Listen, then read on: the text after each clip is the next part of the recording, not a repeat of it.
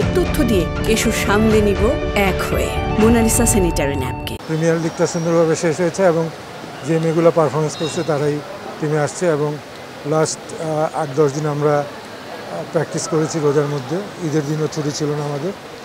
তো সেই হিসাবে আমি বলবো যে আমাদের যথাসাধ্য আমরা চেষ্টা করেছি আমাদের প্রিপারেশনের জন্য এবং আমি মনে করি আমাদের প্রিপারেশনটা ঠিক আছে। ওখানে আমরা 5টা ম্যাচ আছে, আমরা 1 বাই 1 5টা ম্যাচই উইন করতে চাই। সেজন্য 2টা স্ট্রং টিম আছে আমাদের সাথে, ওয়েস্ট ইন্ডিজ এবং পাকিস্তান, এবং অন্য দলগুলো আয়ারল্যান্ড এবং এদেরকেও ছোট করে দেখছি না। আমরা সবার সাথে ফাইট দিয়ে 1 বাই 1 ম্যাচ জিতে কোয়ালিফাই করতে চাই।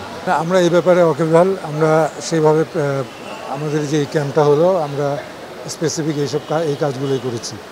ব্যাটিং উইকেটে কীভাবে বোলিং করতে হবে, ব্যাটিং উইকেটে কীভাবে ব্যাটিং করতে হবে, স্ট্রাইক রেট কীরকম হবে, সব কিছু আমরা এইভাবে প্র্যাকটিস করিয়েছি।